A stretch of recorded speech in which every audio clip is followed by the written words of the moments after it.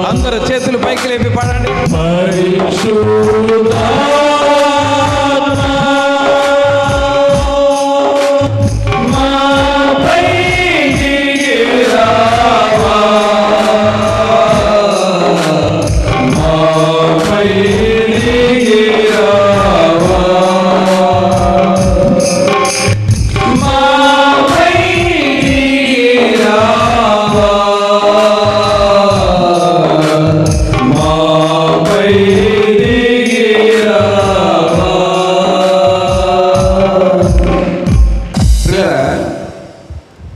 మనము ఎండలు చూసాము,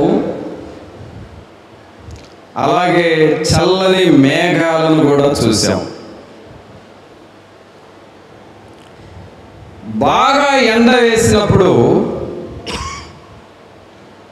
ఒళ్ళంతా చురుకులుగా ఉంటుంది. ఎక్కువసేపు ఎండలో ఉండి నడుస్తూ ఉంటే అలసట వస్తుంది, ప్రాణము అలసిపోతుంది ఎండ తీవ్రతకి. కాసేపటికి చల్లని మేఘాలు వచ్చినాయి అనుకోండి, ఎలా ఉంటుంది మన ప్రాణం? ఎలా ఉంటుందండి? అప్పుడు దాకా చురుకులుగా వేడిగా అలసిపోయిన శరీరం చల్లని మేఘాలు ఒక్కసారి రాగానే ఆహ్లాదంగా ఉంటుంది, సంతోషంగా ఉంటుంది, ప్రాణం తెప్పరిల్లినట్లుగా ఉంటుంది. ఆ కొంచెం సేపట్లోనే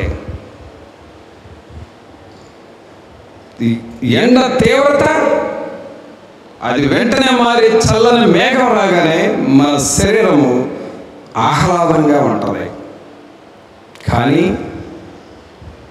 దేవుని సన్నిధిలో మనం ప్రార్థన చేస్తున్నప్పుడు, దేవుని సన్నిధిలో విశ్వాసంతో అబ్రహాములాగా మొరపెడతా ఉంటే, పేతురు బోధించినట్లుగా మారు మనసు పొందండి, పాప క్షమాపణ పొందండి, యేసుక్రీస్తు నామమున బాప్తిసం తీసుకోండి, ఇవన్నీ చేస్తూ నమ్మకంగా కనిపెట్టి ప్రార్థన చేస్తూ మొరపెడతా ఉంటే పరిశుద్ధాత్మ మేఘము మన మీదకు వచ్చినప్పుడు, పరిశుద్ధాత్మ సన్నిధి పావురవలే మన మధ్య సంచరిస్తూ ఉన్నప్పుడు, పరిశుద్ధాత్మ శక్తిని గుండెను తాగుతూ ఉన్నప్పుడు, పరిశుద్ధాత్ముడు నీ ఇంటిలోనికి వచ్చి నీ ఇంటిలో ఉన్న వారితో మాట్లాడుతూ ఉన్నప్పుడు ఆ వాతావరణము దేవుని సన్నిధి, దేవుని శక్తి, దేవుని ప్రసన్నత, దేవుని ప్రభావం మనం అనుభవిస్తాము.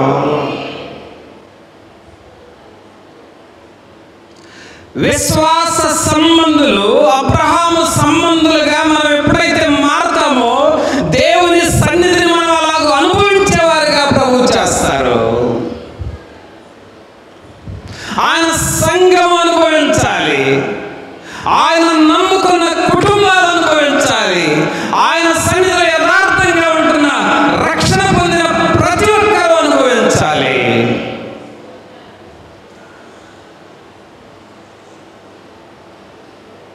అది దేవుని మేఘము,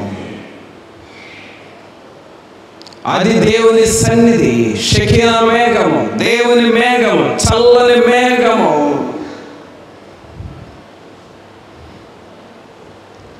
ఏలియా చూచిన మేఘము,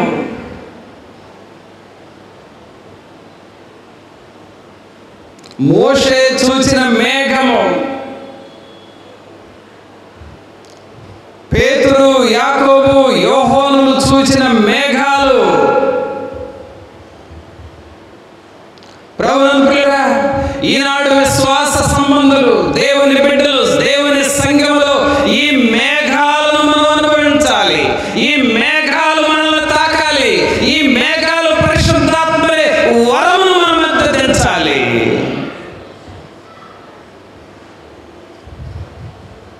అలాగూ మనం సిద్ధపడుతున్నామా? అలాగూ నువ్వు సిద్ధపడుతున్నావా? అబ్రహాము సంబంధులు అంటే ఏంటి? మరి ఏదో వచ్చి కూర్చొని వెళ్ళిపోయేవాళ్ళు కదా అబ్రహాము సంబంధులు. దేవుని పని కొరకు పరిగెత్తేవారు, దేవుని పనిని నిర్వహించేవారు, దేవుని పనిలో బాధ్యతగా ఉండేవారు, దేవుని పని అంటే శరవేగంతో దూసుకొని పోయేవారు. సంబంధులు.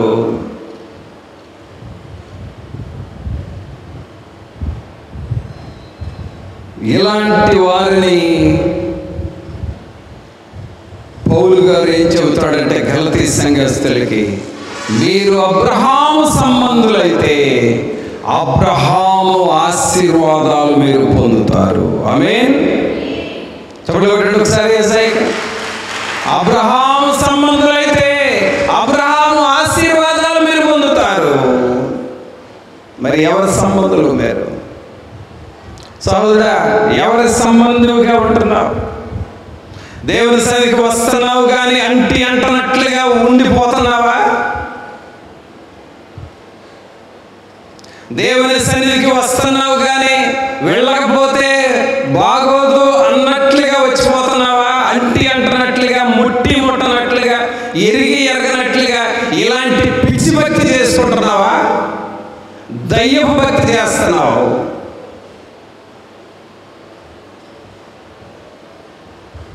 అబ్రహాము సంబంధాలు అంటే ఏంటి?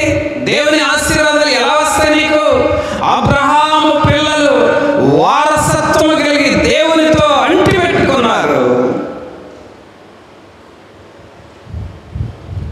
ఉందా ఇలాంటి భక్తి నువ్వు చేస్తున్నావా? అందుకనే పేతురు రాస్తా ఉన్నాడు, అప్పుడు మీరు పరిశుద్ధాత్మను వరము పొందుదురు. పరిశుద్ధాత్మ అనే వరము చాలా గొప్ప సంగతి అండి. దేవుని మందిరంలో ప్రార్థించే వారికి, కనిపెట్టుకొని మొరపెట్టే వారికి పరిశుద్ధాత్మ అనే వరాన్ని దేవుడు ఇస్తాడు.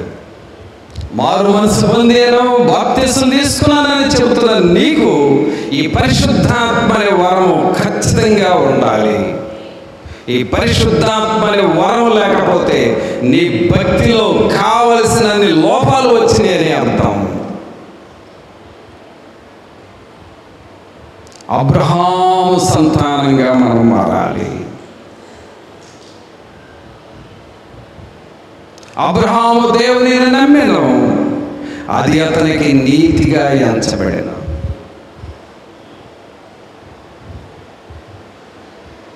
అబ్రహాము దేవునితో ఒక మాట చెబితే ఖచ్చితంగా చేశాడు. అంతే.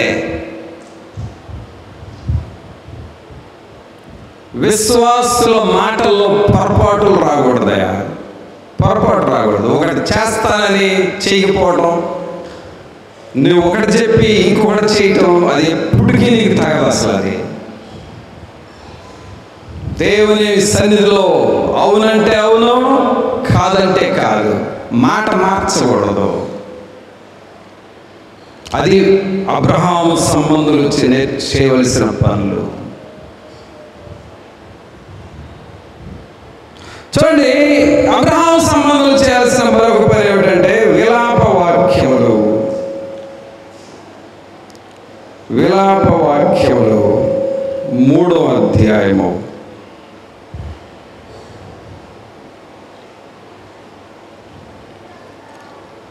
విలాప వాక్యములు 3వ అధ్యాయము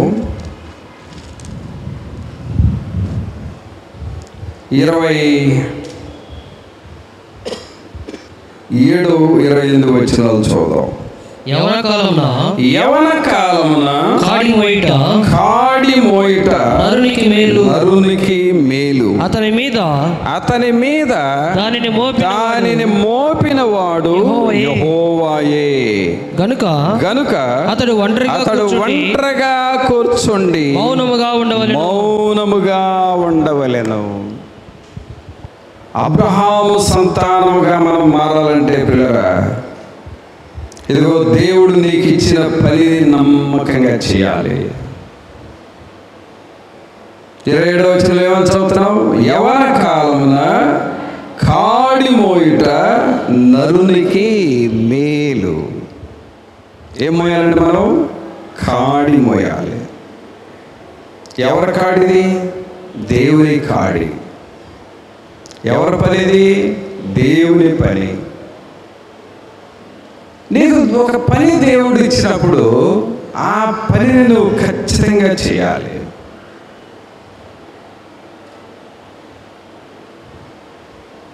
దేవుని పని చేసే అవకాశం అందరికీ రాదండి. నీకు దేవుడు పని చేసే అవకాశం దేవుడు ఇస్తున్నాడంటే దాన్ని తృణీకరించుకోకూడదు, దాన్ని నువ్వు కాదనకూడదు, నా వల్ల కాదనకూడదు. అబ్రహాము యొక్క సంతానముగా మనం ఎప్పుడు మారతామంటే దేవుని పనిని నువ్వు పరిగెత్తుకుంటా చేయాలి, దేవుని పనిని నువ్వు పరుగులెత్తుకుంటూ చేయాలి. దేవుని సన్నిధికి రావటం కూడా పరుగులెత్తుకుంటూ రావాలి. దేవుని పనిని నా వంతుగా నేను హృదయమంతటితో చేస్తాననే ఒక తీర్మానం నీకు రావాలి. దేవుని పనిని నమ్మకంగా చేసిన వారు రాబోయే కాలంలో అబ్రహాము యొక్క ఆశీర్వాదాలు పొందుతారు అని అర్థము. ఆమేన్. చప్పట్లు కొట్టండి అందరూ ఒకసారి. దేవుని పనిని ఎవరైతే నమ్మకంగా చేస్తారో, సోదరుడా సహోదరి, దీనిలో నా స్వార్థం ఏమీ లేదు, నా కోసం నువ్వేం పని చేయట్లేదు, అది గుర్తుపెట్టుకో. నా కోసం నువ్వు పని చేయొద్దు, చేయనవసరం లేదు అసలు.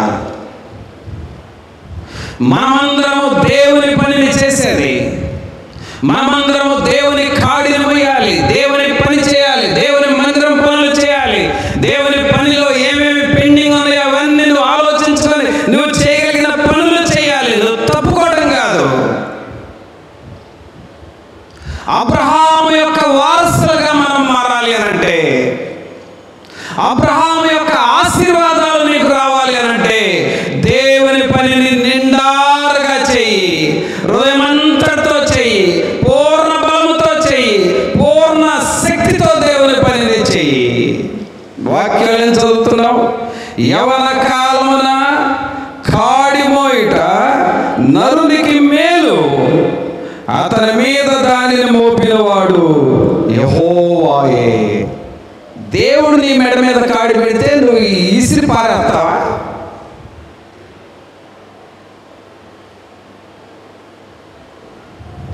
దేవుడు నీకు ఒక బాధ్యత ఇస్తే దాన్ని కాదంటావా?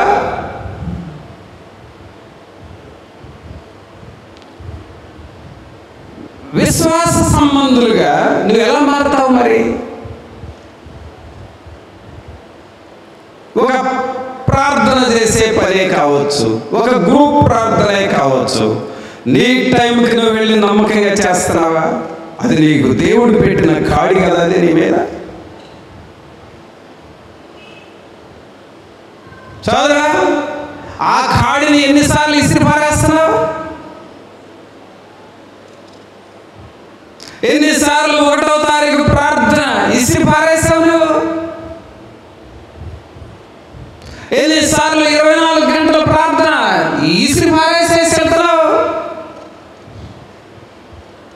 దేవుడు నీ మీద ఒక కాడి పెడితే, దేవుడు నిన్ను అబ్రహాము సంతానంలోకి తీసుకురావాలని, అబ్రహాము వారసత్వంలోకి తీసుకురావాలని, ఆయన పనిని నీ ద్వారా చేపించి ఆ తర్వాత అబ్రహాముకి ఇచ్చిన ఆశీర్వాదాలు నీకు రావాలి అని నీకు ఒక కాడిని పెడితే ఇసిరి పారేయటం నేర్చుకున్నావు కానీ కాడిని మెడ మీద వేసుకొని లాక్కుని వెళ్ళటం నేర్చుకుంటున్నావా? మెడ మీద వేసుకొని లాగే వాళ్ళే అబ్రహాము సంతానం, మెడ మీద వేసుకొని లాక్కొని వెళ్ళే వాళ్ళే విశ్వాస సంబంధులు. అబ్రహాము ఆశీర్వాదాలు వారికి వస్తాయి. ఉందా నీకు ఈ మెడకు? ఉందా? ఇది నేర్చుకుంటున్నావా లేక సైతాను ట్రిక్కులు నేర్చుకొని ఎగరగొట్టి వెళ్ళి నిద్రపోతున్నావా దేవుని పని ఆపేసి?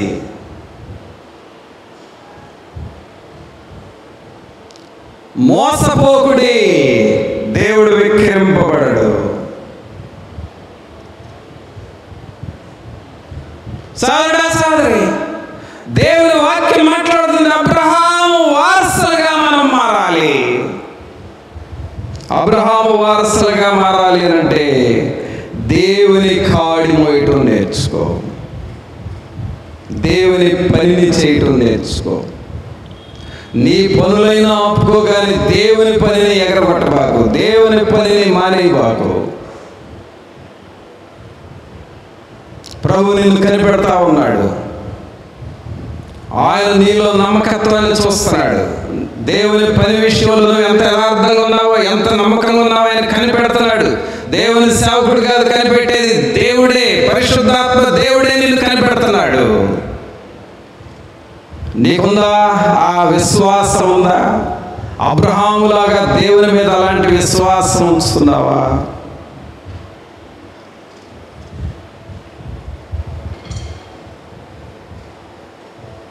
చూడు దేవుని వాక్యంలో 84వ కీర్తన,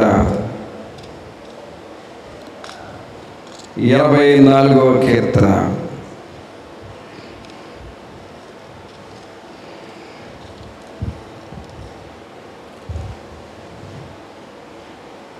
10వ వచనం చూడండి. నీ ఆవరణంలో ఒక దినము గడుపుట 1000 దినముల కంటే శ్రేష్టము. 1000 దినముల కంటే శ్రేష్టము. అబ్రహాం గారండి, ఆ రోజుల్లో ఇలాగ మందిరాలు ఉండేవి కాదు కదా. అబ్రహాం గారు ఏం చేసేవాడంటే దేవుని కోసం ఒక బలిపీఠం కట్టుకునేవాడు. అంటే దేవుడు ఉండే స్థలం అని ఒక బలిపీఠం కట్టి అక్కడ దేవుణ్ణి ఆరాధన చేస్తూ ఉండేవాడు, దేవుణ్ణి స్తుతిస్తూ ఉండేవాడు, దేవునికి స్తోత్రాలు చెబుతూ ఉండేవాడు, దేవునికి తన హృదయాన్ని ఇస్తా ఉండేవాడు. బలిపీఠాలు కట్టి దేవుని సన్నిధిలో ప్రభువుని ఆరాధన చేశాడు. అబ్రహాము పిల్లలు కూడా అలాగే చేయాలి. ఆయన బలిపీఠం దగ్గరకు వచ్చి నీ హృదయాన్ని దేవునికి ఇవ్వాలి. నీ మనస్సు, నీ టాలెంట్స్, నీ బలం, నీ ధనం, నీకున్నది సమస్తం ప్రభువా నేను నీకు ఇస్తున్నాను. సమర్పణ చేయుము ప్రభువునకు, నీ దేహము ధనము సమయమును. సమర్పణ చేయుము ప్రభువునకు, నీ దేహము ధనము సమయమును. అబ్రహాము యొక్క ఆశీర్వాదాలు పొందాలంటే నీ దేహాన్ని, అంటే నీ శరీరంతో దేవుని పని చేయాలి. నీ ధనాన్ని, దేవుడు నీకు ఇచ్చిన ధనమును దేవునికి నువ్వు ఖర్చు పెట్టాలి. దేవునికి ఇవ్వవలసింది దేవునికి ఇవ్వాలి. నీ రాబడి అంతటిలో 10వ భాగం నాకు చెల్లించమని చెప్పాడు. దేవుని సొమ్మును దేవునికి చెల్లించాలి. నీ దేహము, నీ ధనము, నీ సమయము. సమయం చదువుడా, ఈరోజు ఆదివారం కదా, మరలా వచ్చే ఆదివారం లోపు రోజు నీది అనుకోబాకు. సోమవారం నుండి శనివారం వరకు నాదే, నా ఇష్టం, నా ప్రయాణాలు, నా డ్యూటీలు, నా జాబు, నా వ్యాపారాలు, నా స్కూలు, నా కాలేజీ, నా బండి నేను తోలుకుంటాను. ఇక సోమవారం నుండి శనివారం వరకు అంతా నీదే అనుకోబాకు.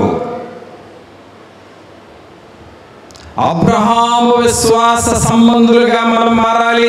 అబ్రహాము యొక్క ఆశీర్వాదాలు పొందాలంటే ప్రతిరోజు దేవునికి నువ్వు సమయాన్ని ఇవ్వాలి. ఆమేన్. ప్రతిరోజు నువ్వు మోకాళ్ళ మీద ఉండాలి. ఆమేన్. ప్రతిరోజు దేవుని స్తుతించాలి. ఆమేన్. ప్రతిరోజు దేవుని ఆరాధన చేయాలి. ఆమేన్.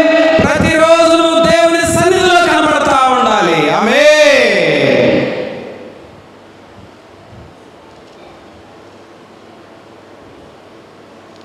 ఎప్పుడైతే నువ్వు అలాగ చేస్తావో అబ్రహాము వారసులుగా మనం మారుతాం.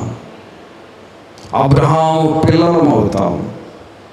అబ్రహాము ఆశీర్వాదాలు పొందుతాం. అందుకని మొదటగా చదివిన వాక్యం తీయండి. గలతీయులకు రాసిన పత్రిక 3వ అధ్యాయము.